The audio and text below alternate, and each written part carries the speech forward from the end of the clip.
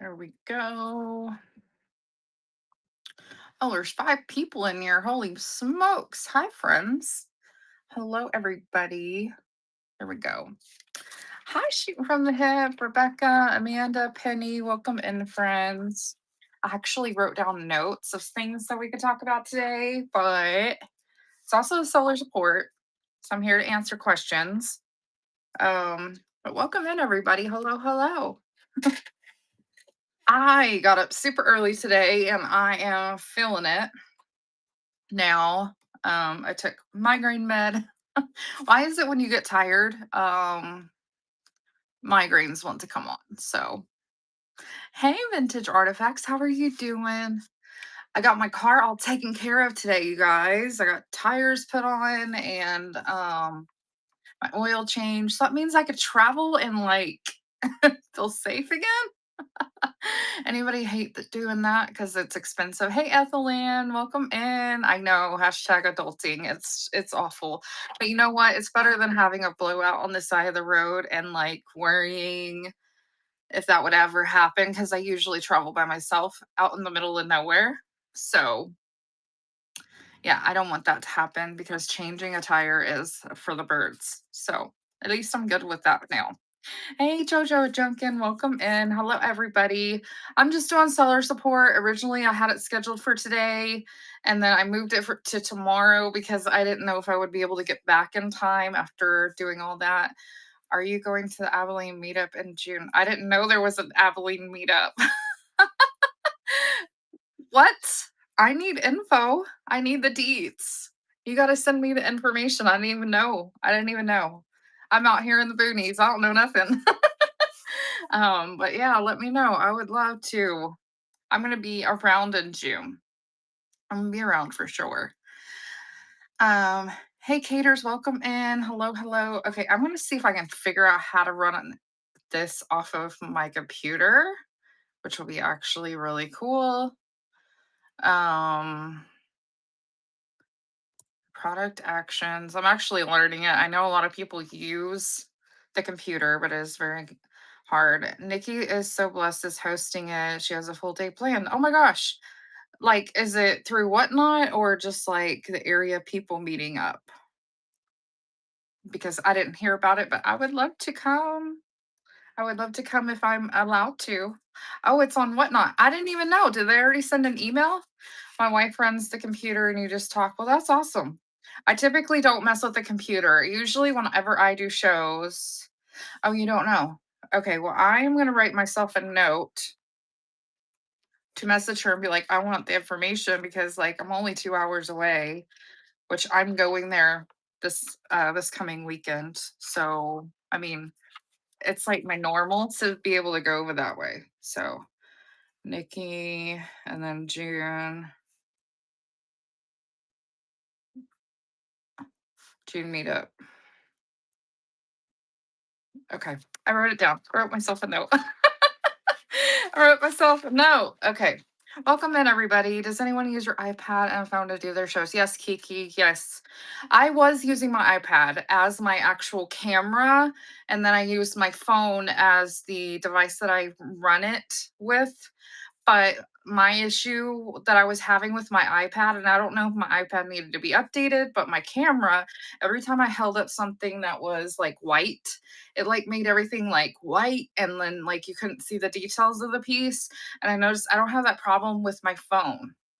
So what I started doing is I would have my phone as my camera.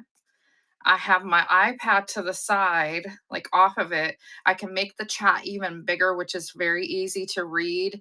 And then I have my old phone to run stuff, which I actually have right here too.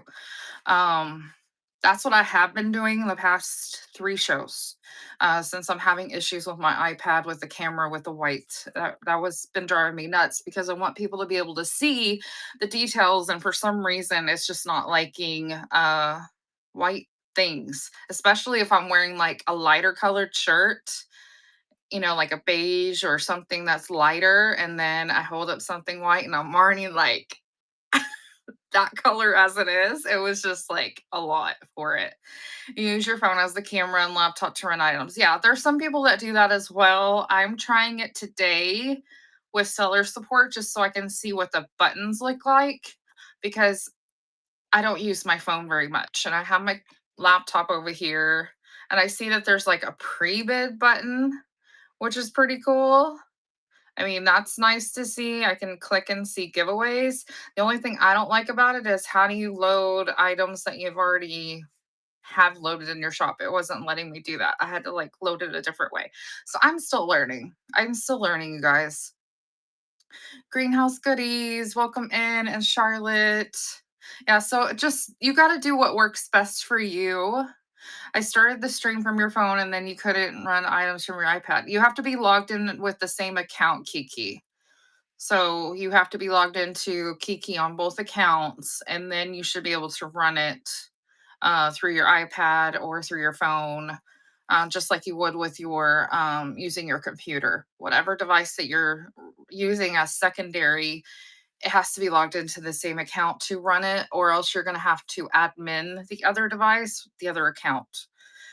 That starts getting complicated. I'll just tell you that. I admin Patrick whenever he's helping me, and he can't necessarily watch me whenever he's using his phone logged in as admin to run stuff for me. So he ends up just grabbing another device logged in with my account and using that. I'm going to, you're going to do a pop up this week so I can test it out. I was like, Tondana. I gotcha. I gotcha. Yeah, do a pop up. Just test it. Just be like, people, I'm just testing.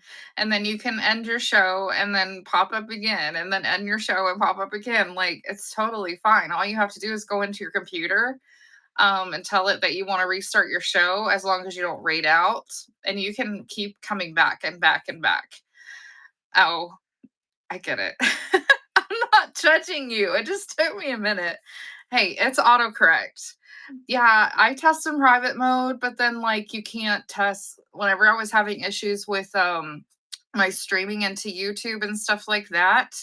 Um I couldn't test that unless I actually went live. So people got to see how goofy I was. Okay, is it working? Is it streaming?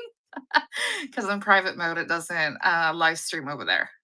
Wait, how do you do the comeback? So, like, say you go live, like I'm live right now. If I wanted to, let's say, stop my show, I can go to the top instead of rating, I can click end show. Okay. And then you can go on your computer. On your computer, you would go over to, I'm actually going to physically look at it so I can tell you exactly what it says.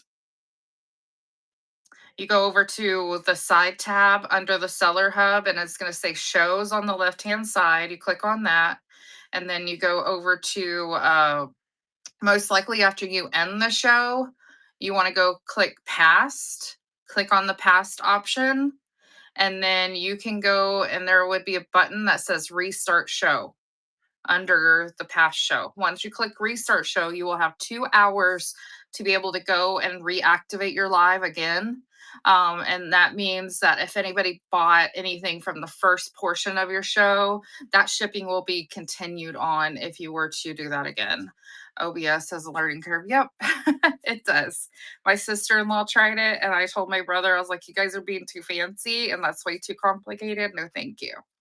I don't want my brain to hurt just to get things to work. I just want to be able to go click live and go live. I don't need all the fancy buttons.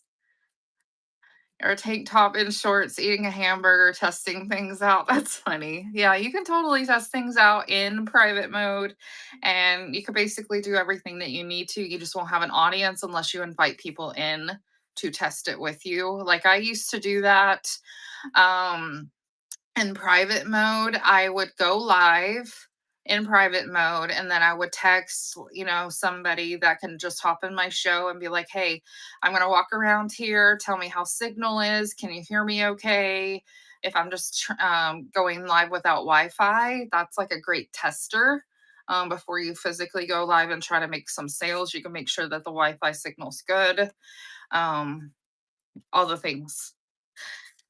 Okay, I actually wrote a list of things that I kind of wanted to talk about today. But if you guys have questions, definitely ask. That's what I'm here for. I do these to help other people, but I actually wrote a list. I sat down and wrote a list. I watched Livy's show. I don't even know if she's in here. I hope she is. But I was in Livy's show, and then watching her had my brain a going. So it's just things that I wanted to chat about. I mean, I was in a show this weekend and somebody accidentally ended and their shipping didn't filter over.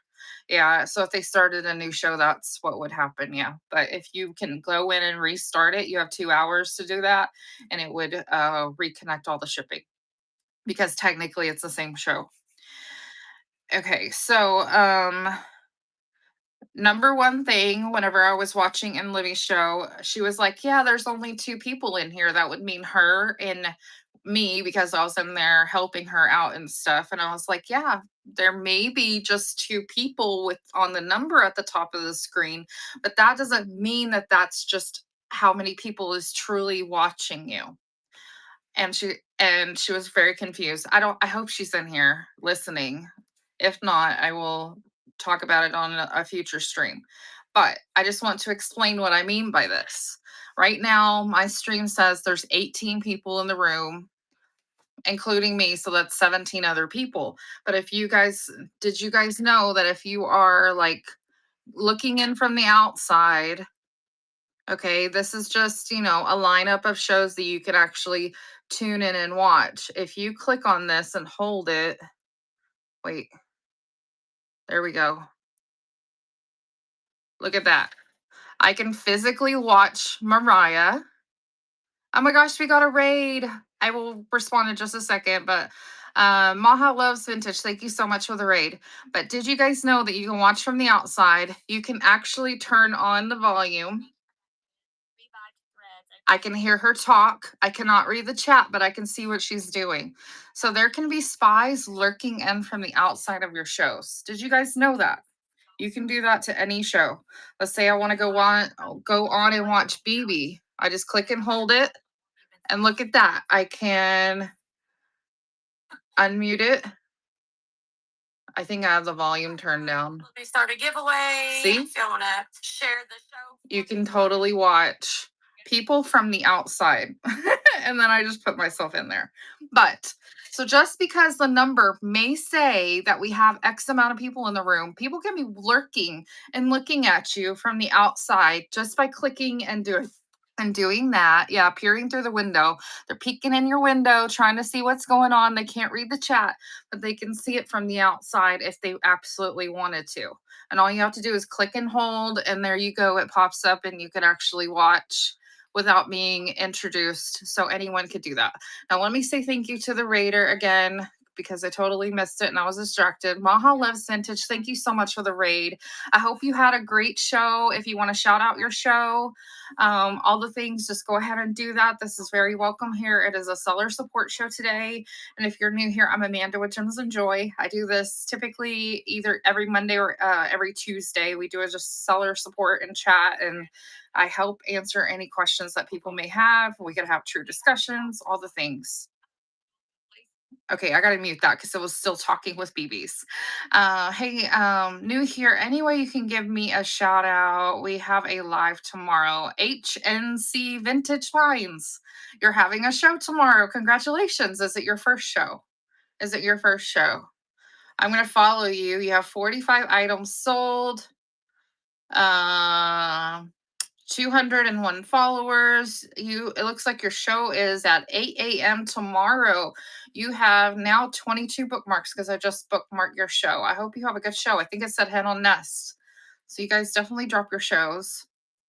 Anyone covering the amount of viewers? You can. I typically just don't worry about it. Just my opinion. I'm not gonna be like you guys know. Oh my gosh, I literally now been on the app for 2 years. And I may not be one of those people as a seller that I'm going to have over 100 people in my room every single freaking show. but that's okay with me. I'm not everybody's cup of tea, but I can hold some rooms at times. I've held over 600 people in my room before, and then I've had, on the low end, just a few people in my room. That's totally fine. You could still have an amazing show with just 5, 10 people in your room. You could have a really sad show with 100 people in your room. So I would not worry about that number at the top of the screen. It's over here for you guys, but um don't worry about the number of people in your room. Just do your show. Have fun with it. Be yourself. And your people will come, I promise you. Oh, it's your third show. Don't give up. Just keep pushing. I promise you, it's not the easiest thing in the world. But March, I went back and looked at my numbers from last year to this year. February was a rough month last year. It was a rough month for me this year. So that is trending the same. March was a little bit higher for me in numbers. So I'm hoping it will be the same way for March. So you guys just keep pushing and being all excited and just keep doing your thing and it will happen. That's all you got to do. Hard work pays off and it doesn't always come easy. My son has been doing this for 2 months, does not have but 10 to 17 people. I think he should have more by now because I watch others. Any ideas? Ruthie, that's pretty good. For 2 months and he has 10 to 17 people in the room, that's amazing. Because if you see me right now, I'm doing a seller support show and I have 20 people in my room and I'm happy with that. Like that's perfectly fine. The people that it needs to be reaching out to, that is amazing. The only thing that you can keep doing is pushing on being social, get in with some bigger sellers, bigger, different raid trains, get your eyeballs out there a little bit more, get yourself known on other social media, on Instagram, on TikTok, all the things, and the people will come eventually. You just got to keep pushing. But for 10 to 17 for 2 months in, I think that's amazing. Can we chat about vintage linens? What condition do I usually sell them in? Hey, that's a good question. I think if it's in a quality or condition that I feel comfortable that I would put in my own house, I would sell it. That's just my thought. I have sold some quilts or quilt tops that have tears and tatters in it, but the way I see it is I'm a crafter, and if it's a quilt top, it can totally be repurposed into something else. I see its potential. It's not literally trash. It could be repurposed into something else. I would totally sell that. If I see a doily, it may have like a little hole here, a little hole there. Well, I tell you, I'm not perfect either. I would be okay with that in my own house if I was looking for something like that. I may give it a little bit of a discount because it's not perfect, but you can still sell it. If it has a stain or anything, you could just disclose, hey, this has a stain on it, but if you take the time and with your linen, soak it in some OxyClean, give it a little bit of a scrub and wash it, it should be good as new, as long as you try to treat for those stains, or you can even tea stain it if you just don't care and you like the tea stain look. Like it's perfectly fine. But I would say that over the weekend I went into a Goodwill just, sourcing. I'm in a new area and I was like flipping through the linens and I touched something. It looked like it was a pillowcase and it literally felt greasy and nasty. And I was just like, oh my God, ew. And I ran away. I was like, I can't do this. I can't do this. I would not pick that up. Just saying. Hopefully that helps. Hopefully that helps. Brad is having a 3,000 follower celebration. Oh my gosh. And I know who your special guest is. Wait, I think it's your special guest. I'm excited. I'm very excited. I'm going to have to bookmark that show. But yay, Brett, I'm so excited. Hey, Burlap Barn, welcome in. My chat, I'm a little bit behind, so you guys just bear with me. I'm catching up. Estate Addicts, welcome in. Marabella, hello, hello. You had your best show with less than 20 people. See, there you go. Brad is literally agreeing with what I'm saying here. Hey, Heart to Haven, Lily, welcome in. I'm going to mod you because I know you are trying to get practice with that, but no pressure. Okay, thank you so much. He goes by Fainting Valley Fam 1977. Awesome. We'll drop his show in here with his and tag his username so people can come hang out and tell him to join in some of these shows, make some friends with other sellers in the same category that he is selling in. And that will help get his name out a little bit more as well by making friends with other sellers and buyers that like.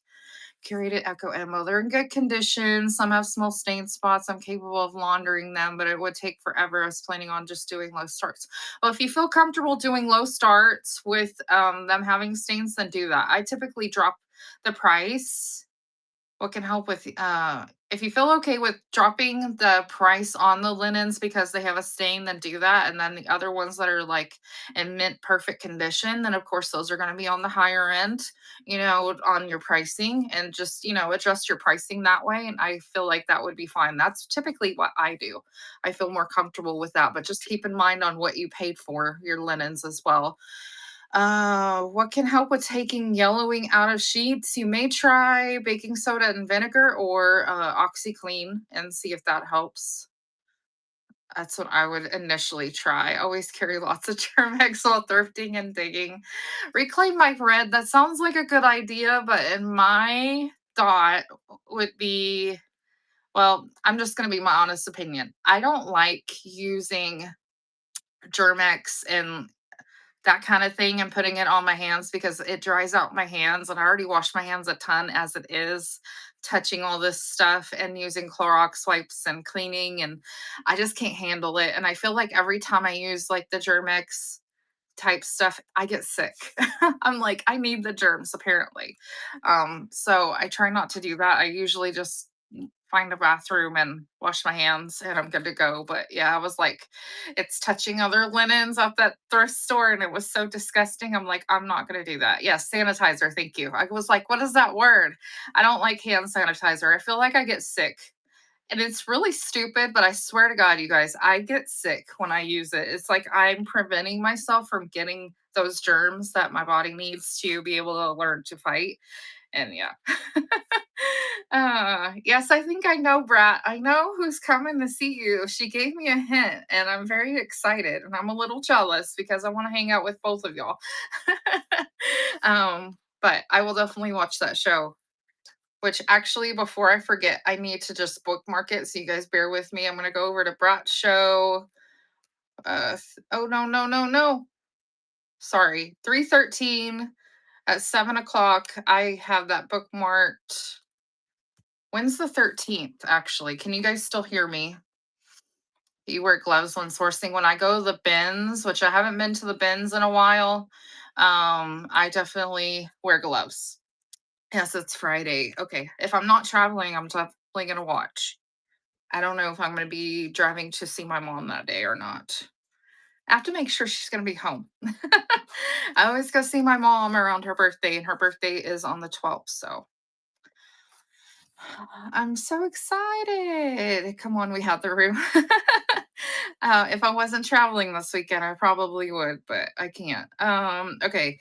I showed how to see people from the outside stream. That is one of the things I wanted to show. And then, I wanted to show how to toggle flat rate, but I already did all my shipping for now. I don't have any shipments to show how to toggle on flat rate. So I think I'm just going to need to do a YouTube video about that.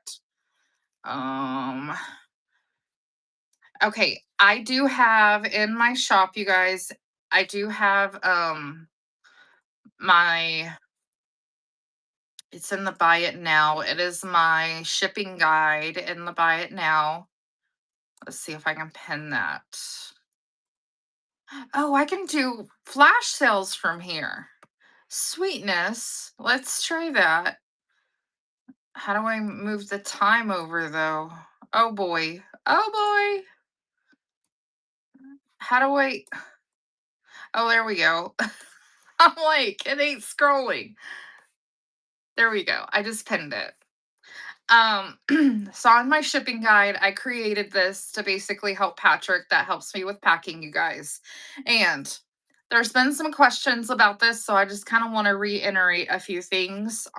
What I have on the shipping guide. If you guys would like to grab one, I do have it on flash sale right now. It should be cheap shipping, 78-cent shipping, and then I can also email it to you if you want to see it sooner. That's no problem. You just have to send me your email address. Hey, Christine, welcome in. Are you doing your show today? Your you know, your mindset Monday or crap? What is it called? Mental Health Monday. Mindset Monday sounds good too. I'm missing so much of the chat. You guys bear with me. I will go back and read it. Um, but one of the questions that I keep getting asked is, can priority boxes go in any box? Yes, priority boxes can go in any box except for flat rate boxes, unless you toggle on flat rate and tell whatnot which flat rate box that you're actually putting your items in. So if you toggle it on, you can put it in a large flat rate box, a medium flat rate box. If it's a top load or a side load, you just have to indicate it. Now, ground boxes, the ones that have the G on the label, which would actually look like this. You guys see the G on the label. Those can go in brown boxes. They can go in poly mailers or bubble mailers. They can go in anything that you want it to go in. Um, so what I typically do is ground goes brown, and then priority can go in any box as long as you toggle. Yes, I use that toggle a lot. If I can use a free post office box, then I'm using the dang free post office box. If it's a flat rate, I toggle that thing on all the time. I tell them what box it's going in, and I go on my merry way. Yes, exactly. So if you guys start offering max shipping of the 921, flat rate boxes are going to be your best friends. So that also means the type of items that you're going to be sourcing, you want to make sure that you can potentially fit them in a flat rate box. You know why? It will save you money. It will save you money on a flat rate show. So you're not sourcing such big, massive pieces that you can actually put it in another box. That is something that is very, very important. Yes, the shipping guide is very good resource, and I like that. Highlighting, comparing ourselves to others. Oh my gosh, Christy, I need to listen to that today, Christy. And yes, you guys, I definitely compare myself to others, and I have to remind myself I'm myself. I have to be myself. Can I go into this more? What do you have questions on, Kiki? What do you have questions on? And I can chat about it. Well, you got the shipping guide. If flat rate is there, it will rate. If you want me to email it to you, just send me a message with your email address and I can email you the PDF as well. I still have to mail you something, of course, per whatnot guidelines, but I can email it to you so you can take a peek at it sooner. And a lot of people ask me to do that, which is no big deal. I have like a template made up now, so it makes it easier to email. Um, but yes, priority mail can go in a brown box. Priority mail can go in a poly mailer. Priority mail can go in a bubble mailer. The only box it cannot go into is a flat rate box unless you toggle on flat rate. So the label will physically say, where did I put that box? Um, so like if you see here, this is like what a label looks like. If it was a priority box, I need to cover up addresses. Sorry. If it's a priority box, it would say P and it would say USPS priority. And then right here, it will actually say what kind of flat rate box that you're using. That's the only exception to the rule. Flat rate has to have its own special label made for it, but you can put it in any box. Hey, Moonlit Vintage, welcome in. Hello, hello. Um, you're confused on flat rate. Flat rate is noted in my shipping guide, and that can go up to 70 pounds on a flat rate box. And it would only cost $9.21 because you're restricted within the dimensions of those boxes. And you just have to toggle it on.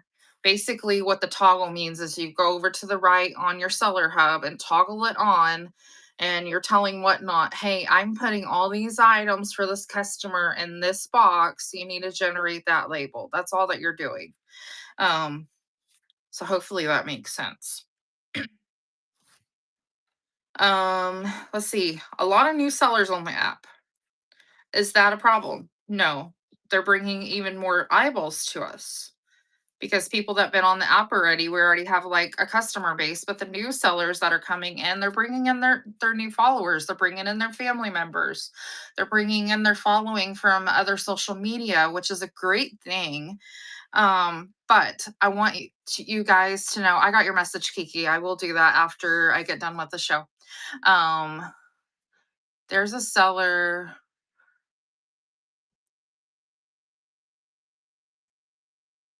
I'll read your question in just a second. I got sidetracked.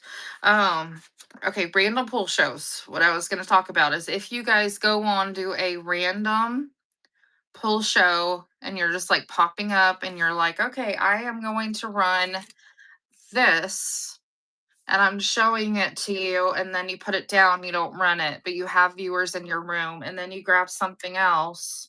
I'm just grabbing stuff that's next to me, you guys.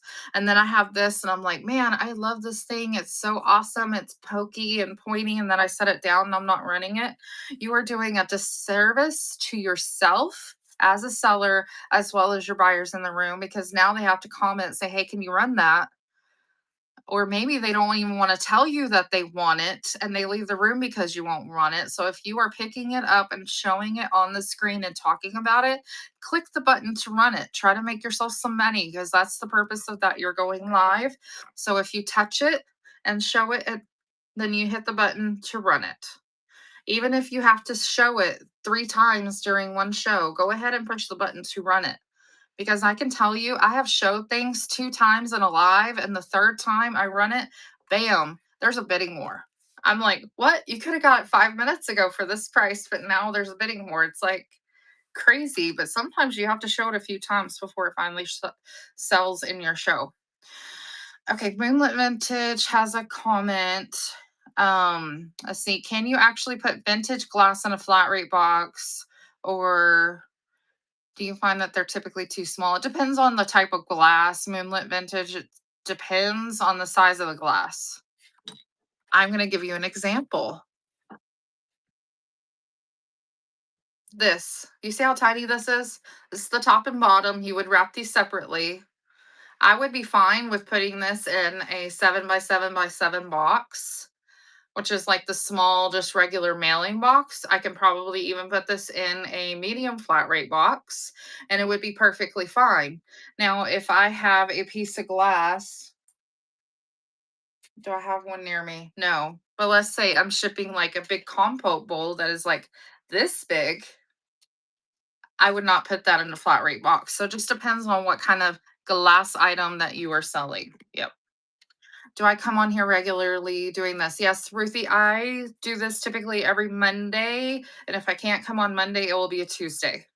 And I've been doing them in the afternoon. So I try to keep it weekly to answer any questions. And I feel like it is really helpful. I get more viewers in the afternoon. So I feel like that's where everybody needs most of their help. Okay, there is a seller that has that finagles the actual weight so it can go in a flat rate. Is that something that you have to do? If it's 16 ounces, Kiki, you can fit one single item into a flat rate box, but you have to be able to pay for the 921, or you're going to have to pay for shipping to get it to fit in a box. So if you only charge a customer, let's say 11 ounces, and you want to put it in a flat rate box, you're going to have to pay that difference between the 11 ounces and the 16 to be able to put it in a flat rate box. So as long as it's a pound and above, um, which is the 921 shipping, then you can put it in a flat rate box. Oh, shoot. Let me mute there we go. I muted my phone. Sorry, guys. Um, okay. Is there any other questions that I might have had? Did I answer your questions? Just let me know. I'm going back on my computer, make sure I don't miss anything. Scroll back. Oh, hey, Rusty Patina, welcome in. Hello, hello. Uh, yeah, bookmark my future shows. If you guys, oh, how to bookmark. I can show you that. Super easy. I know it probably doesn't make sense at first, but once you see it, you're like, oh, well, that is like stupid simple.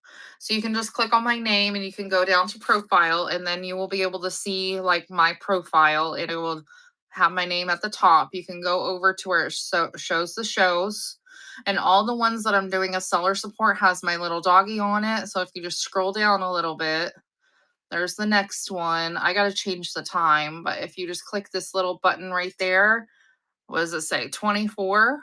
And that means that you bookmarked it. And that should give you the alert Another way that you can get the alert whenever I do go live is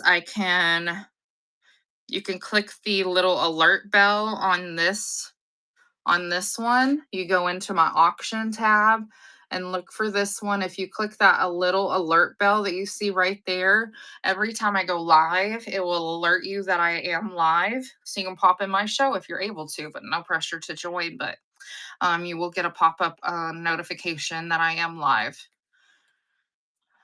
So towels, if I have 5 that fit in a flat rate box, can I put their true weight? Yes. Yes, if you sold each towel, if you're talking about like hand towels, I would probably say they're about 4 to 7 ounces, guesstimating. And you sell all 5 of them, you should be able to have 16 ounces and you can put it in a flat rate box. Whenever you toggle on flat rate, they don't really care about the shipping weight because generally it is under 70 ounces. What are your thoughts on setting a maximum for a buyer's shipping? That is like a perfect question. 1799 house. I'm gonna go off. Oh, she's live. I'm gonna miss it. It's sad. It's okay. I love her. Um, where's this button? If you guys join me over on my Facebook group, I created this group. I pinned it to the bottom of the screen. It is Vintage Community Whatnot Brainstorm. If you guys see that at the bottom of the screen, I pinned it.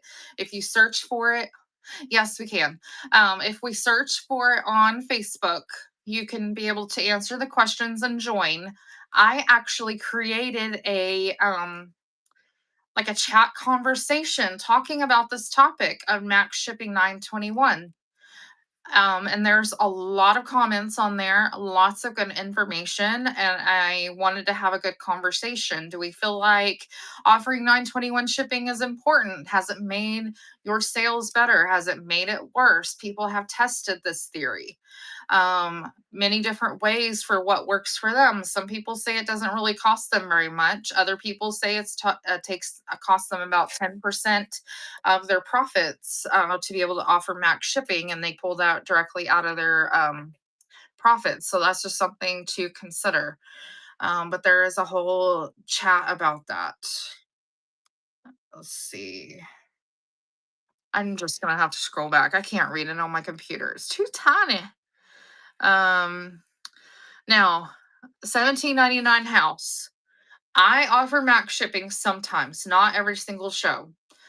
If I'm doing an all glass show and I know all my glass pieces are massive and some of them are going to be single shippers in there, and I want it to get safely to my customer without having an arm and a leg, but be able to give them good deals on said glass, I do not offer max shipping for that stuff. Or if I'm doing my monthly brass show, I don't do max shipping on those. And people have no problem paying for shipping. Brass is heavy, glass is heavy. Yeah, it just depends on what you're selling. Whenever you offer max shipping of how much it's going to cost you out of pocket. I did Vintage Wars. I've done other like competition type shows. I've done max shipping, ran things at like 12 to 15 ounces, no matter what they were. And I think Vintage Wars, I was out of pocket about $66. Sometimes I've been out over $100. I mean, heck, you guys, sometimes even on my regular shows where I have my customers pay shipping, like I just did a pottery show, I'm still paying out of pocket for stuff because I underweigh stuff so my buyers can buy more items. But then when I go to ship it, it's going to weigh more and I'm paying out of pocket. So secretly, I'm allowing my customers to get more bang for their buck for the 921. But potentially, if they buy more than the 80 ounces, it may, tag on a little bit more cost. But I'm trying to allow my customers to get more bang for their buck because I'm still paying money out of pocket. Like I'm already doing that.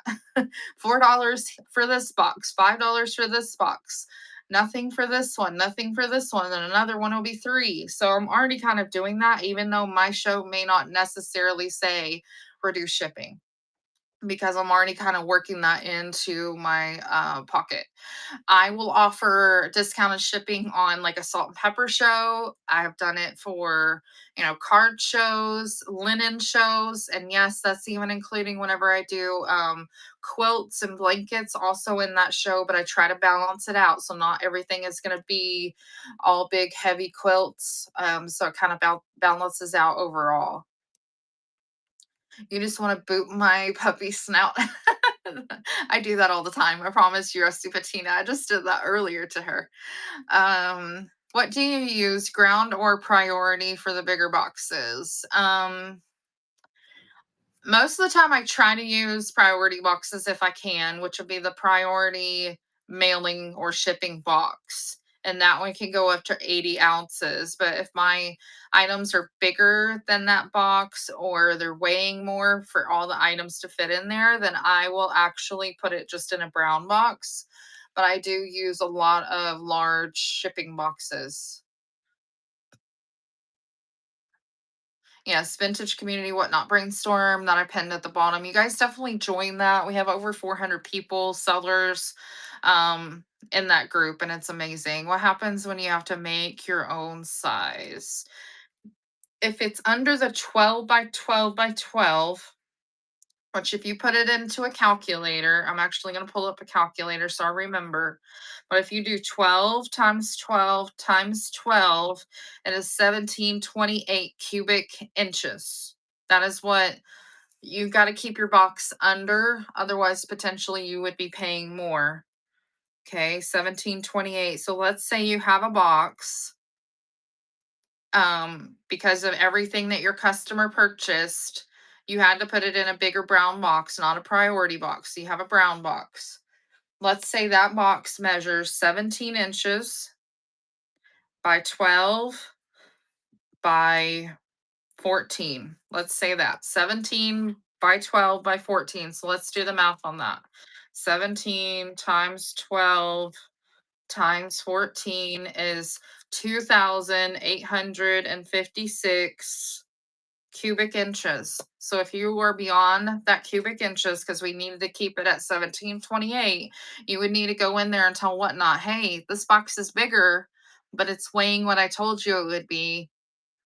Hopefully you were right on the money with that. Then you potentially are going to be paying extra for that bigger box.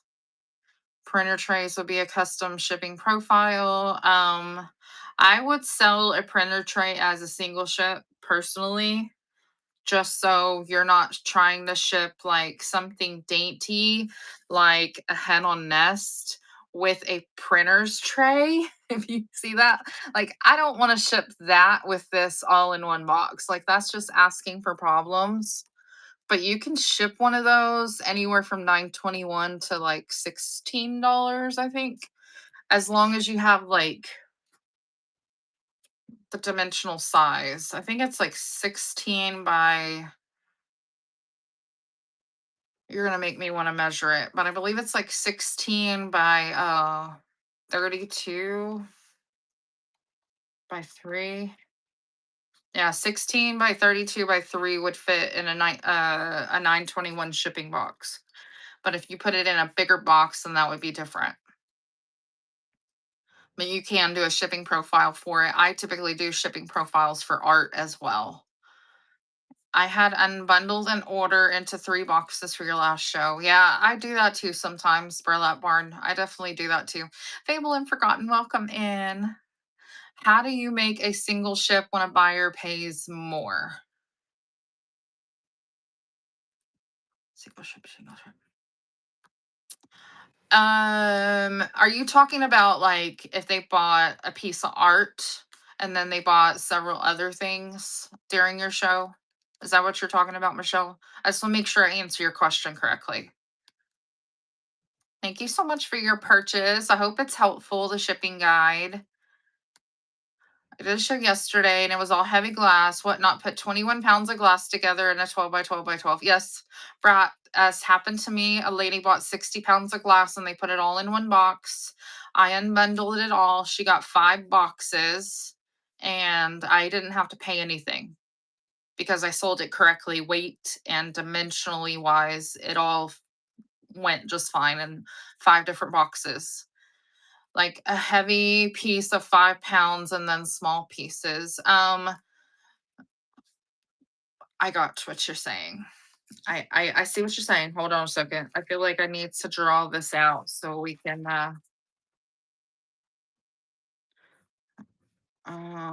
5 pound, and then we're gonna do.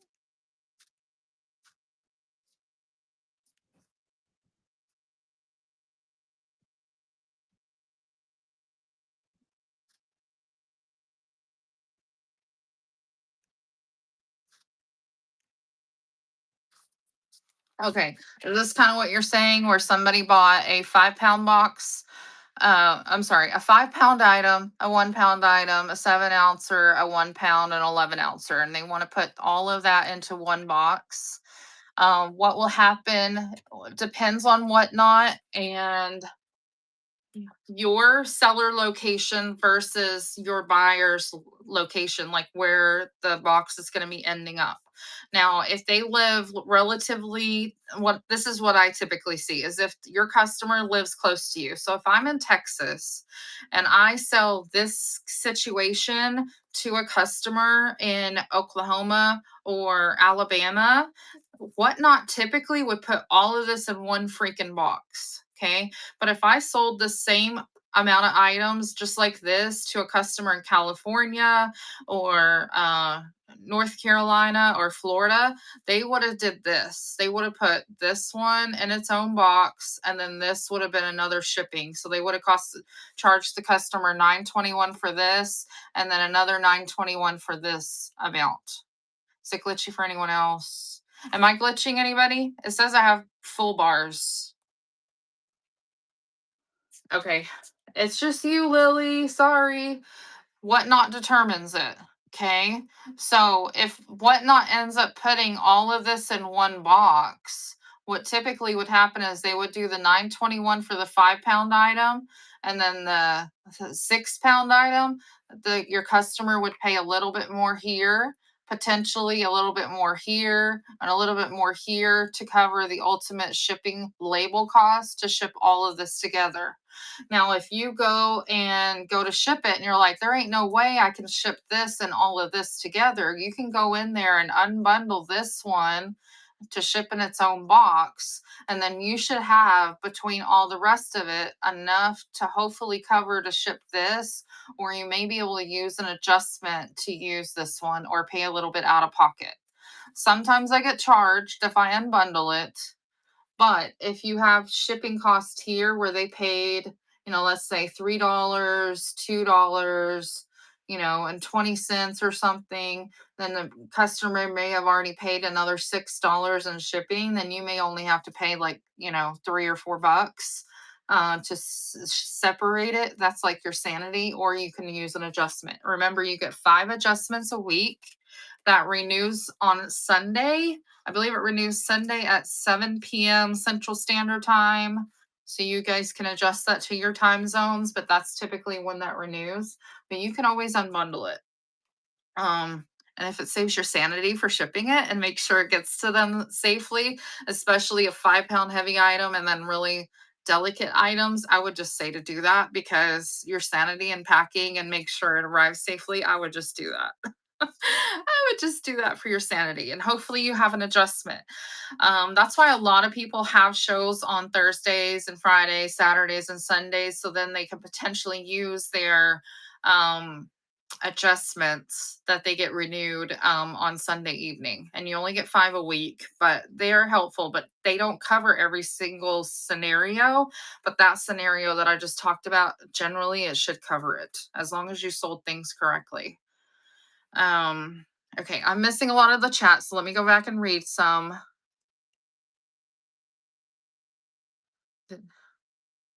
I want to make sure I understand. 12 times 12 by 12 is 1728. So if I change the dimensions of your box and it equals this, yeah, just leave it as is. If your box is, let's say you multiply the dimensions of your box and it's under 1728, just leave it.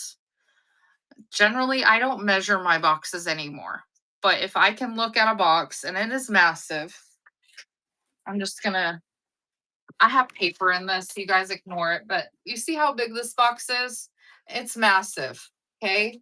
If I put something in this box, I'm measuring that because I guarantee you that is beyond the shipping dimensions, and that's when I would measure it and correct it on the back end. But if I'm shipping something in a box this size, like this one is 10 by 7 by 5. That one's fine. I ain't measuring it. I'm not changing my dimensions. I only change it if it's under. Now, there's some sellers that change their dimensions for every single box. I don't do that because I feel like it doesn't matter unless it goes beyond.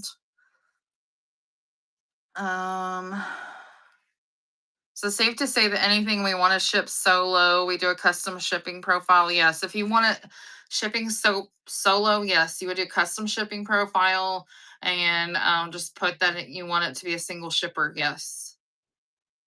You also do a show on Friday, so I don't have to ship till Tuesday. Vintage artifacts. You're smart. Yes. And if you're struggling, because I know there's a lot of sellers right now that are out there and their on time ship rate is struggling, that sell a shit ton on Thursday or Friday, get it all packed and ready to go. So Monday morning, go drop it off to the post office and that number should come up. But just do a big freaking sellout on Thursday or Friday, see how tons to ship, and I promise you, that number will go up as long as your post office does scan everything, which mine does, and it totally works. But I know a lot of people are struggling with that number, so you guys just, that's just another helpful tip. If your numbers are struggling and is lower, hey Livy, I was just talking about you earlier. um, if you are struggling with getting your numbers to come up on your on-time ship rate, I would suggest selling things that are easy packs and just do a bunch and get it to the post office and they'll keep that. So what I did is I knew I was going to be having a all melt glass show. This was back in January. I knew I was going to have a big show. I was going to be live for 4 hours. I was hoping to sell a ton of glass, and you guys, packing glass all in different boxes to many different sellers, it's a lot of freaking work compared to selling 60 items of linens or of the like. I feel like glass is just, it takes a little bit more work to get it safely packed to your customer. So what I did to cushion my shipping time is I did a linen show and a card show a few days prior, and I got all those shipped out immediately.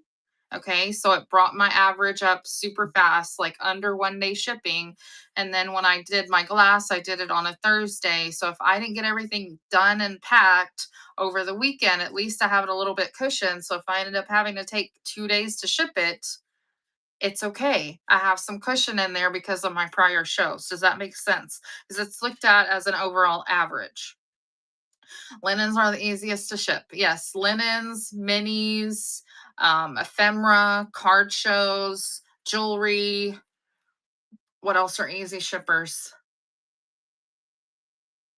A lot of those are the easy shippers. And people that sell only those things, I'm totally jealous because, oh my gosh, it is so hard to keep it right. Um, may I ask why didn't you do clothes? I don't know.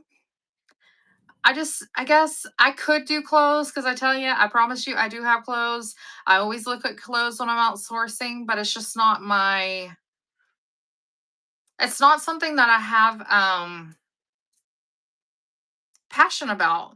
Like, I like picking out clothes for myself, but I don't want to have like racks and racks of clothing and to show it. Like, I don't give a F and damn about brands and whatever. I'm just like, oh, that's cute. I'll wear it. I don't care what the brand is. I buy thrifted clothes all the time. Doesn't bother me. I shop from sellers on Whatnot all the time. I like sourcing for knickknacks. Yes, exactly. Vintage artifacts. I like finding the little things that, are different and cool to find. Clothes are just clothes to me. Like, I just don't really care. I don't have a passion. I'm not a cute fashionista girl, but if I was, then maybe that would be more my jam, but it's just not. And I have a closet full of clothes I could totally sell right now, but I don't want to do that. I don't want to do that. And I do source sometimes. I have a really good friend of mine, Steffi BTX. She's a girl in Texas. She sells clothes. I buy clothes from her a lot. And sometimes I source for her because I'm like, hey, I just so happen to be glancing through the racks and I saw a lot of Torrid. She does Torrid shows. And I said, hey, they have a lot of Torrid. This is recently. And then I started looking at it. I was like, wait a minute. All of these are new attacks. You need these. I was like, they're $3.99. You need these. You can make money with these. I can't because I don't sell clothes, but I would pick them up and I give her deals, and I send them to her to sell. So, I'm still making a little money that way too. Hey, Western Grace Home Decor, how are you? I haven't seen your shows in forever. Hello, my friends. You can't find the community. Okay, another way that you can find it is if I pin this other thing, hold on one second. Scan this QR code at the bottom of the screen right here. It should bring up my link tree and it should give you a link to the Facebook group. I know it's like if you haven't talked to people in so long, Whatnot does not let you see them at all. And it's like you miss your friends. So you have to like go interact, you have to go message them. And then all of a sudden you start seeing their shows again. I absolutely hate it. So if you guys love seeing certain sellers, make sure you hop in their shows, send them messages, talk shit, whatever you need to do. So you keep having them pop up because some of my favorite sellers I don't see anymore because I get busy. I have my own fashion. I don't think others will like, hey, that could be your gym. I'm sorry to ask myself that about selling clothes. I'm with you about that. Yeah, I feel like whatever you sell, you have to be able to love it because that is red off your face. So if you guys see me like holding up shirts, which I do have shirts in my shop, you guys, I do have shirts. I love it though because it's a thrifting shirt and I wear it. But I'm not going to be selling clothes because the clothes are just not my jam. I will wear my thrifting shirt because I'm like, hey, I can look cute while I'm thrifting. Like, why not? But thank you, Kavanikova. I appreciate you. You're so sweet. My hair looks like a hot mess out in the wind, but I appreciate you. But you have to love what you're selling. If you absolutely hate it, like let's say I picked up a lot of cottage core stuff. It's not my jam, you guys. Some of it is cute. I will be honest with you. Some of it is cute. But if I picked a bunch of those shells with the hearts on them and tried to sell them, it's just not my jam. People can read it off my face. I will not be able to sell a dang thing one of those. I will not be able to do it because I'm like, I've seen those all my life. Those are so 80s, and it's just, I don't like it. It's just not my style. I don't want to sell them. People will not buy them from me because they're like, she don't know what the hell she's selling. Those things are the bee's knees, but I don't want them from her. She doesn't like them. But somebody else that loves cottage core can totally pick those up and sell them for like $60 a pop because they love it and they're excited about it and it's totally visible and red on your face. And people love being excited about pieces that, that they absolutely love. So that's why I always tell people, if you want to be a seller on here, make sure you have a passion for it. Sell what you like. And number two, the another good thing about selling what you like is if you get stuck with it for a while, you're not going to hate yourself because you actually like the things that you picked up. Like you would be fine with keeping it. You're like, oh my gosh, this is so cute. Like this. I picked this up for myself because you know what? It's cute. I love the green and carnival glass. And you know what? I don't see these every day. I'm keeping this because it's freaking adorable, you know? And now all of you guys are like, "Oh, I want that one because she has one." And I never see them either. Carnival glass is hard to find where I'm at. I mean, even thrift stores, they want to mark that stuff up for bukus of money. And I'm like, I can't do it, y'all. Can't do it. Just find some cloches, my favorite one. It came from you. Yay! Oh my gosh, Western Grace, that cloche that you bought from me, I was so scared about shipping that. I think that was relatively new on the app, and that was really big piece of glass, and you wanted me to ship it, and I was so freaking scared. I think I bubble wrapped it to death. Probably too much bubble wrap, but I'm so glad it arrived to you. But I was so scared because You don't see cloches. The close that Western like Grace Home Decor got for me, it was like this tall and it was really thick glass and it was not cheap, you guys. I spent a good penny on it. I was just excited that somebody loved it. It was so good. You don't see them like that. So, um, I'm trying to read the chat, guys.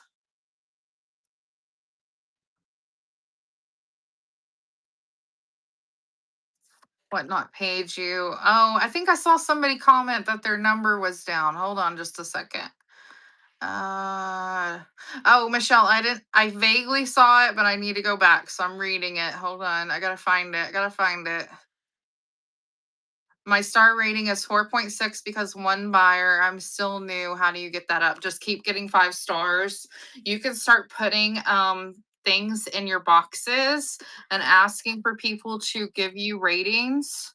This is what I used to print. I printed these on a 4x6 like photo paper from Walmart and I would stick them in the boxes and that helped get my ratings up. And it basically says, thank you. If you love your order, give me a positive review. And then I have links to my social media so they can go out and follow me. And basically, I printed it on a 4x6 piece of, photo paper from Walmart. And then I just cut them in half. So I got 2 for every 4x6. So that made them like 5 cents a piece that I was throwing in boxes. And that really helped get my ratings up. So I feel like that is really helpful. Just keep selling, keep going. It's totally fine. Do I put linens in poly bags? Oh, what I say about you, Livy? I will go back and talk about that too. I put linens in poly bags. Yes, poly mailers. Yes, I have. And it's completely fine if you're worried about the poly mailer ripping. What I typically do. So this is like the poly mailer that I would do. Let's say somebody bought like a bunch of hankies, I would put it in there and then like I fold it, I seal it, I fold it over. Okay. And then I put a piece of tape here. I put a piece of tape where it's like folded in half on the edge over here, and then the other side I put the label so it has like a lot of sticky to keep it from being ripped. But you can also put it in a Ziploc bag in the poly mailer for extra protection as well. That's just my thought. If I sell like a quilt or something, I'll put it in a brand new trash bag and put it in there because I don't know where else to get really, let's say, classy bags to put something like that in. So I feel like trash bag is the next best bet to save those type of items when they're so big. Uh, okay, I'm trying to read. Add some sweaters in your show or scarves, but not a full clothing. Yeah, I know you sell clothes shooting from the hip, and you do really good with that. Canva, the review card. Yes, I did create that on Canva. Yes. I just told it that I wanted to create something in a 4x6 size. And then I just made that on Canva. You can add your own logo to it. And then I looked up all the social media things and you could add your own background. You can make it look however you want to, but you can make something similar. Or I bet you can even pick something similar to this up off of Amazon. I bet you can, and then you can just stick those in boxes, but just something like that. Even if you print it off your printer, and make some smaller ones and stick them in there. I see all kinds of neat thumbnails. Oh yeah, yes, for sure. I picked up the vacuum sealing bags for your quilt so you can condense the size down. Yes, I've done that too, Northwood Relics. I picked those up from Dollar Tree. I don't know where you got them. If you buy them from somewhere else, definitely share, you guys. Don't gatekeep things because your information that you have is something that somebody else could use. But I get the ones from the Dollar Tree. I think it just comes with one per bag, but they work really good. You guys, somebody bought 11 squishmallows. I kid you not. I shoved them into 2 different vacuum seal bags and I got it into a box that was within the 12 by 12 by 12. 11 squishmallows. And I'm not talking about the little ones. I'm talking big honkers. And I can get them in, you know, a vacuum seal bag by shrinking them down. So that totally works. I mean, you're not going to save on weight, but the box size is going to save you on shipping. How is everyone making them? Making what? BAs. Are you talking about the thank you thing? Oh, I'm so glad. I'm so glad that you have learned so much. If you're talking about this I made on Canva. The thumbnails, like my logo, this is actually my old logo, but I actually asked Chat GPT. You guys see my new one at the top right left of the screen? Chat GPT, I sent it my old one and I said I need an upgrade. I want it to be more professional. I want it to look, more upgraded 2026 version of it, and it updated it for me. It gave me some different ones, and that was the one that I liked best because I didn't want it to be. It gave me one that literally looked like Lisa Frank. Do you guys remember Lisa Frank back in the day with all the multicolors and the stars and the sparkles and all the things? It gave me one that looked like that. And then I was like, no, that's just not quite what the jam I'm going for. I want more upscale, but also can go into like a rustic vibe. So I really like the one that it gave me because I still have my poppy flower. I still have my enjoy that's kind of like whimsical, and then I still have the wood tones, which can go into fancy realm or, rustic. So I feel like it kind of keeps me into the vibe that I like. I like going ornate and fancy. I also like my rusty, crusty, and rustic type look. So you can totally work with Chat GPT. There is even one if you pay for one, if you pay for Canva, they actually have a like an AI thing as well, and that has been helping me a lot with thumbnails for raid trains. But I bet you can make a logo that way too. I haven't tried, but I bet you could. But I made mine with Chat GPT. You just have to keep talking to it. Tell it it's stupid when it makes you something bad. But this was the first one that it made me. You see what I mean? It legit looks like Lisa Frank. I mean, it's cute. There's nothing wrong with it, but it's cute. And I was like, no, that's not quite what I want. And then I got it to this, and that is more my jam. So, Chat GPT made you angry. It does make me angry too. And I don't pay for Chat GPT, FYI. I did it on the free version. You just have to, if it tells you you have generated too many for that day, you just wait till the next day. It's fine. It can still do what you want it to. It's no big deal. But I promise you, you can make it happen. Yeah, ChatGPT does a lot. I feel like it can help you so much if you use it properly. Yep. My chat even has a name. You love him. Okay, I want to know his name. I want to know your chat GPT's name. And do you pay for it? Mine makes me look funny when I ask it to create thumbnails. So I'm just like, no, I don't think so.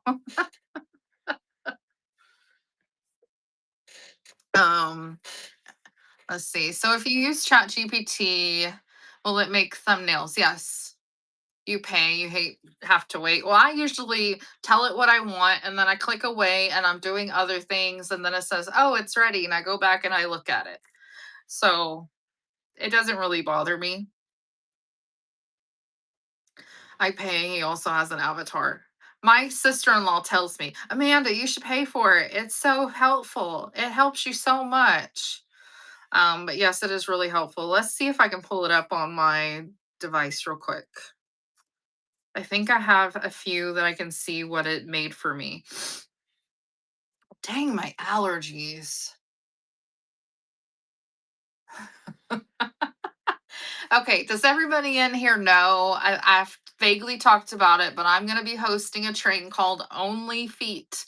And I asked Chat GPT, hey, can you help me make a thumbnail for Only Feet using vintage decor, footed, and legged items?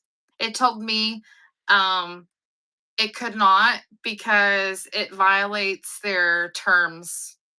with sexuality. And I was like, hello, I just asked you to make it with vintage decor, feet and legs. What? So I had to go elsewhere to make it. But I was like, are you freaking kidding me? So you have to be careful of what kind of train you're having it do. Create a listing for. Let's see. Thumbnail design. There's one. There. I was in talks about making a masquerade one, and it made this for me. So yes, it can do raid train thumbnails and it can make them really bougie. I haven't actually put this one into movement, but what I did is I gave it a picture of something of a look that I wanted and I told it, gave it the description, and then it was the wrong dimensions, and then it created the thumbnail. Am I doing crafts trains? People been asking me to do it. I have not. I have not. I've been so busy. I really need to get the craft train going. Maybe I just need to host one and be like, I'm not going to do craft train, or I'm not going to be crafting. I will just mod for you guys and you guys can craft, and so I can take a breather, but it would be so much. You want to see my earrings featured? Some of those are um some that my mom made and some that I made.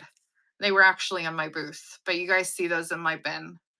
It won't get it to the right dimensions ever. How do you get yours to do it? I tell it to make it in poster size, because it usually wants to make them in like rectangle. And I just said, can you make it poster dimensions? And then I tell it to change the words and it will actually put it into poster size. And this will actually make it the right way. Yes, this is an app. It's called Chat GPT. It looks like this. Chat GPT, if you see that right there. But that is the app. And if you want it to be faster, you can pay like, I think it's 20 a month. Sometimes I can download it and it gives me the option to edit on your computer. Oh, that's cool. Friend made you a thumbnail, but you want to try to do your own. Yes, Chat GPT, where you can go on Canva. There's other Chat GPT kind of thing, AIs out there, but I like that one. Portrait orientation. I just say poster, and it generally work. That is the dimensions that you need for whatnot. Oh, Patrick's home. Let's see. Okay. Did I miss any questions, guys? I'm going to scroll back really quick.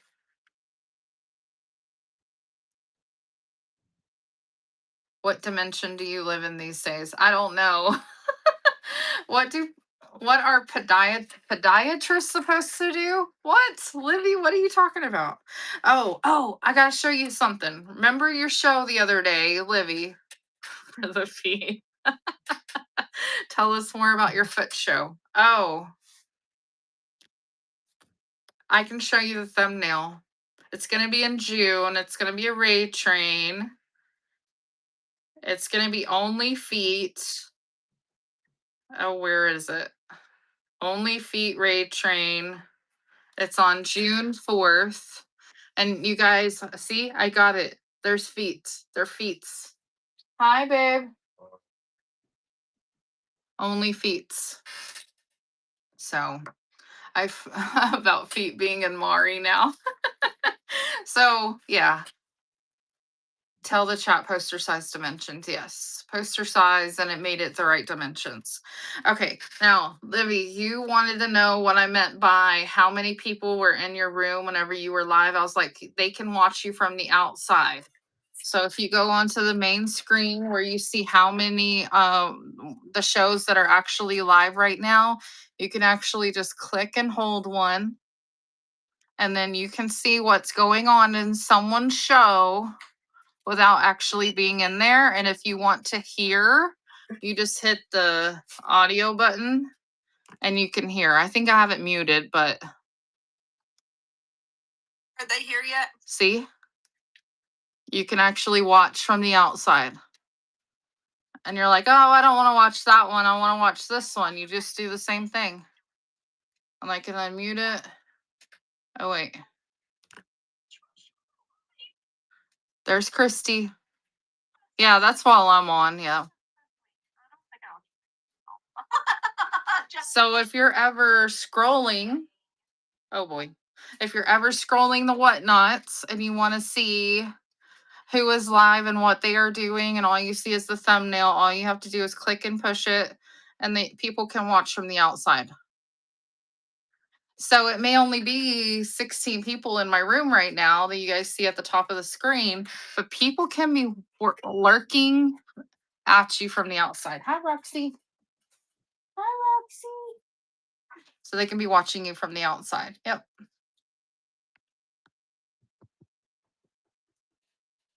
Okay.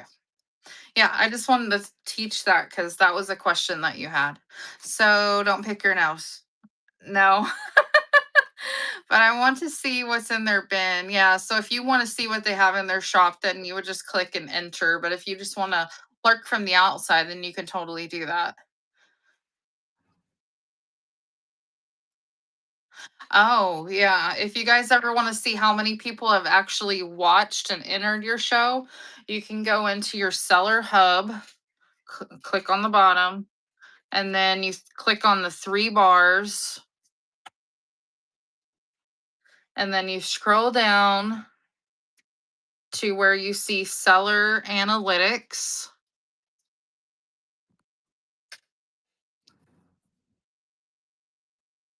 I'm waiting for it to open.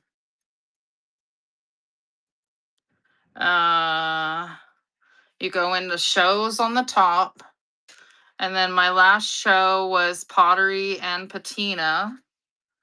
And if you want to see how many people actually watched their show, so I was live for an hour and 2 minutes. It said I had 52 max concurrent viewers. That means how many people, the highest number was viewing all at one time. But then total in an hour, 418 people came in and out of that show. So you could actually go into your analytics of each show and see what your total viewership was. And you can see what the differences are. So if I go to my kickoff show earlier that morning, I was only live like 20 minutes. I had 46 max concurrent viewers and I had 106 total in that 20 minutes. Yeah, I would say that's good. I mean, it just really depends. You can also go in there and see, am I getting more views in the morning versus the evening? You know, if you try to go in at different times of the day, you can find out which one goes better for you. I did the community raid train, which you guys know that's a 3 minute. So I was live total of 6 minutes. But you guys, we get rated in with a ton of people. I had 291 views. My max concurrent viewers was 222 for 6 minutes. Because I was only technically live and selling and chatting for about 3. So when I had glitchy service, kept exiting and re-entering that show, do they count me repeatedly or as one viewer? I have no idea. I have no idea, Heart to Haven.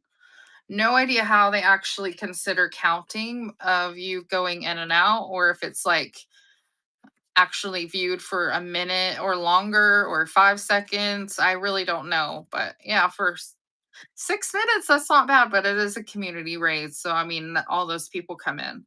And then the brass train, I was live an hour and 5 minutes. I had 112 concurrent viewers and then 848 views in that hour.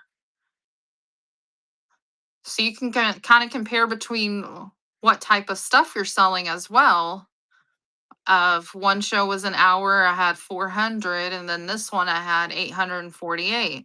So was it the time of day that I was live? Was it the type of items that I was selling? You can really do a lot of different viewpoints on it. You can go live again on the same like day of the week on which that was a Wednesday at 11 a.m. I can do another live and see how my viewership is that way, just selling, just whatever I wanted to, and then do a live in the evening, the same time as the other one, and just compare.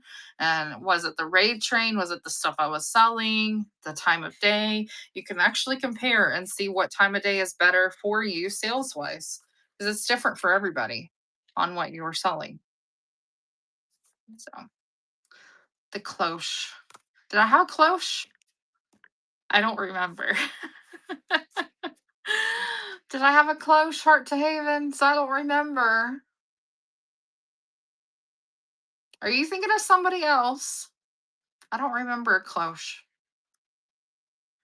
I don't remember. Now I don't remember. I've sold so many times. What's your banger? Oh, it was the bird cage. It was the bird cage. Is that what you're talking about? The bird cage with the pie birds in it, with the copper. That was my banger for community raid. I guess it could be considered a cloche, even though it had a bottom. I thought it was genius. Yeah, I thought it was genius with the pie birds and the bird cage. I was like, that has to be the cutest thing I ever made. So, it wasn't the cheapest thing I ever made, but it was really cute. Is there any questions that I might have missed, you guys? Just let me know. I'm just scrolling back a little bit to make sure I didn't miss anything. But if you guys do say anything, I will see it on my phone. Craft raid train, what is that? I used to host a craft raid train with another seller. We would go live. Typically it was after vintage wars, so after everybody spent like a ton of money and they don't want to spend anything but they want to be on the app.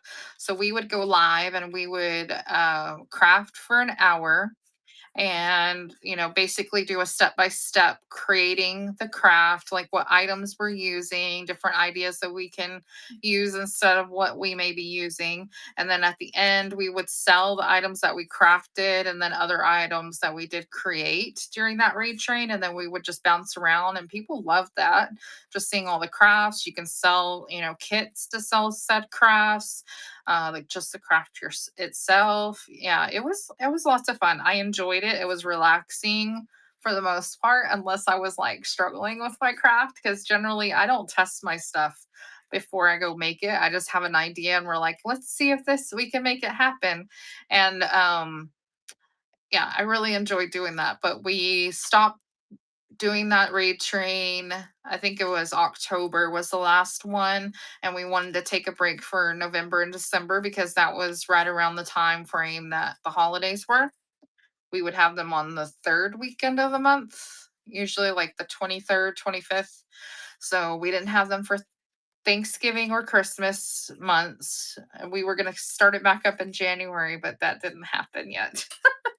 Here we are in March. So, but anybody could do that. It's lots of fun. I need to get back on it, but I just haven't got there yet because I just been busy. So it took a lot of time to plan and put together, and then modding all day and stuff. So I have to set aside time to do that. Just FYI, anybody that hosts the raid train, they put in a ton of work, more than you may ever expect, because they have to create the thumbnail for it.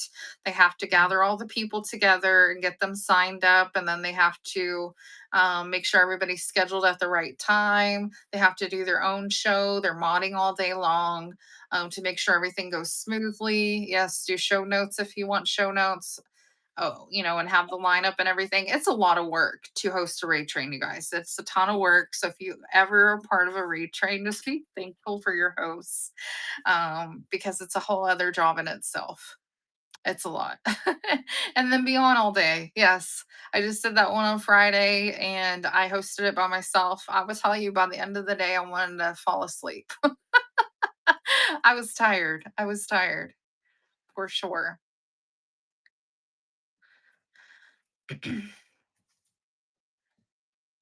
Yeah, it is a lot of work. So it's a lot of fun, but it is also a lot of work. Watching the chat all day, reading the chat, participating, and then making sure everybody's going live at the right time, answering any questions. Not every single one of them. I was a little sad about Fridays, but we were also, there was a ton of trains on Friday. I feel like everybody did really good. Nobody like had absolutely no sales, but I was hoping it would be a little bit better than it was. But I hope everybody, at least made it worth their time to participate in the raid train. But I was just a little, I want everybody to have a good show. You know what I mean? You host a raid train, you want everybody to have a good show, but it is stressful. I kept sharing out the show and like posting it on Instagram, sharing it in like the community raid train group. And I'm like, can you guys come hang out if you have a few minutes, kind of thing, trying to boost it up. But when you're against a lot of other trains, it is a lot of work. But I really like the pottery train. The brass train, I think it's just known that it's always going to be the first Wednesday of every month. So everybody always anticipates it and it always gets even better. But it also depends on the type of items that you're going to be selling in said show too. Brass and Schnozery that we just did, it was the lowest viewers that we've had for that train for brass, but it was one of the better ones, which is really kind of crazy. It was one of the, I would say it was up there with Ralph Lauren. The viewership was low, but the money made by everybody, I feel like, was up there with Ralph Lauren. Really dang close. It was really pretty awesome to see. So it was very interesting. I mean, me and Mariah, we planned that together, and we were both talking about it. We're like, that is really interesting, to look at. And yeah, and we're gonna be in April. April's gonna be Brass and Botanicals, which I'm very excited. Is it okay to alert or share to other sellers when your show starts? Like tag them in your show, Heavy 130? I guess you could. You can do that. They may not get the alert, but you could tag them if they want to be alerted that you are going live, or you can do the alert that I have at the bottom of my screen, which they can bookmark as well. And then all you have to do is pin it to your chat and it alerts everybody that wants to be alerted. And it's this one. If you see that, all they have to do is click the alert bell and you can alert everybody that is interested to know whenever you do go live. But that is a good way. So when you host a train, you have to stay on the whole time. When I first started 2 years ago, yes, that's what hosts do. Yes. But nowadays, if you join some of the newer raid train hosts, they do not stay on all day. But what I have found is that if you do not stay on all day and then there is a major catastrophe happening on your train and the hosts are not present, it can go so badly. And I have seen it happen. And we literally had to have the raid train raided into one of the hosts. And then we had to raid back into the cellar in hopes that it would work. It was really stressful, but I feel like it is important for the hosts to be in the shows as much as possible. Was I in every single buddy showed on that Friday train? Yes, but I did have to, step away for a little bit. I had to get some lunch. I had to drop off boxes to the post office, but I was trying to at least listen to it if at all possible. But I did step out a time or two during that train. And I did have phone calls and stuff, but it is always important as a host, in my opinion, to at least be present in the train so you know what is going on. It's easier if you're co-hosting with somebody else and you just tell each other, I will cover, the odd number hours if you cover the even numbers, or I'll cover the first part of the day if you can do the bottom half, and each other also jump in randomly throughout the day. I feel like that is a lot easier on a person if you can kind of split the workload on modding. But if you're doing it by yourself, I feel like you need to be there. You need to be there and keep it smooth running all day long, because that is a lot of juggling of a lot of different people, and technology happens, So technology happens. You have to be prepared for whatever could come up with whatnot. So is that only on mobile? Um, I don't know if you would get the alert on your phone, Heavy 130. You can pin it from your computer. You just have to create it as a listing. I just created this as a listing like I would for any other product. And all I have to do is pin it. You can pin it from your computer, your phone, but I don't know if the person's on their computer if they would see the alert. So if you want to just alert like two people specifically, you could do the ad. I don't see anything wrong with that unless they literally do not want you to do that.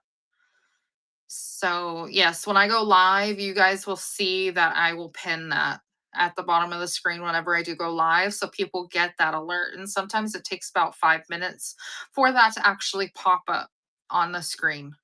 And I noticed once I started offering that for people to be alerted, I keep consistently seeing the same people come into my shows and hang out with me, which is awesome. That means that, hey, they like my vibe, they like my shows, they want to come in and hang out, which is amazing. That's what it's totally there for sure.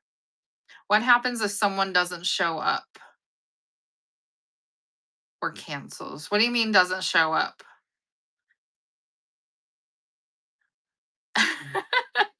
Yeah, number one, please.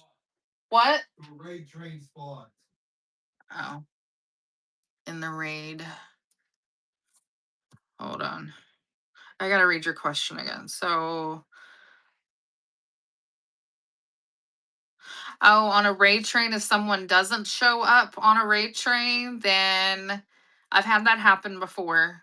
Then the person prior, sorry, I had to think about it. If someone doesn't show up for a raid train or like a family emergency happens, then generally, um, this is how I have handled it is I message the seller that is currently alive and say, hey, the seller you're rating into, family emergency. Can you stay on another 20 minutes? And I'll try to get the seller that's after them to kind of come on early and maybe they can float the time a little bit and I'll try to shift people in. Or if I absolutely need to, I'll jump in and do a show if I'm able to have a show. Like if I have stuff to sell, I can totally do that too. It really just depends on the situation and the time gap that needs to be filled. But usually, a seller will be glad to take another 15 minutes, another 30 minutes if they have to float the time between another one. And then you just have to reach out to another person to kind of move up a little bit and hop on a little bit early and take additional time for sure. But that's generally what I do. Do you think 30 minutes is better than an hour? I personally like an hour. 45 minutes to an hour. I feel like you can have a better show than a 30-minute raid train because you're able to sell more items. And I feel like your customers have the ability to get more bang for their buck because they're opening shipping. Yeah, and you can have a little bit of relaxed time. You can a little bit more be yourself, but a 30-minute show is like really fast paced. You can't calm down. You gotta go, go, go to try to make all your sales that you can. And I don't know if 30 minutes is on a typical rate train. This is just a typical rate train. I feel like you just don't make as much money in 30 minutes unless you're doing like a competition and it's one of those 10-minute, 20-minute, 30-minute ones where you're trying to do like speed selling, then that's a different ball game all in general. But if it's just a regular raid train, I feel like 45 minutes to an hour is best. That's just my personal preference. It's less stressful. You have enough time to breathe. That's why I like doing hour long or 45-minute if you guys see me do a train when I offer them. Because juggling even more people, I have done trains where it's 10 minutes or less, and that's a lot of work to juggle all those people to get it going. And if I think 10 minutes is a lot, I don't know how Found Vintage Co. gets everybody going for community rate train, and those are 3-minute slots. It takes a lot of people to get that one to keep going smoothly every single time. It's so much work. So much work. If it's competitive, how do you know what others have sold to win? You can watch their shows to see what they're selling, but if it's a competition, you just need to bring your best. Like if you're not familiar with it, like Vintage Wars is kind of like 1010 or Dalahala is another one. And you just kind of bring your best what you feel comfortable with selling and you just speed sell. and you're just selling what you do. And typically, if it's a competition and it's like a points related and you're trying to sell like the most that you can at top dollar, then a lot of people bring like hen on nests and fairy lamps and bougie things to try to get the top bid in the shortest amount of time, because people are more likely to swipe on those high dollar items versus I don't know, a flower frog that you can get at the store for, 10 to 20 bucks. They won't swipe as much on that one versus a hen on nest, that are worth tons of money right now.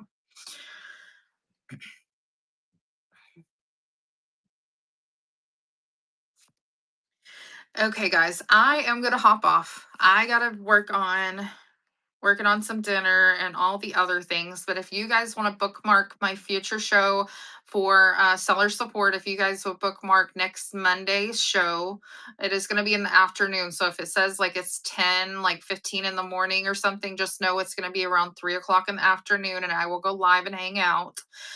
So if you guys have questions between now and then, write them down or send me a message and I will make sure to address them during that seller support show. Okay. But I try to do this every Monday or Tuesday, just depending on what's going on in my life. But typically Monday or Tuesday we'll be here and I can answer any questions and we can have fun. Let me see if my friend is on. I want to rate into her if she is. It should be, oh, look, it's Christy. She does her mental health Mondays. And if you guys are feeling like a comparison bug hitting you against different sellers, I feel like that is what she's going to be talking about today. We probably missed a bunch of it, but if you want to listen to her, she's a great seller and good friend of mine. So let's go hang out with her and I will see you guys later.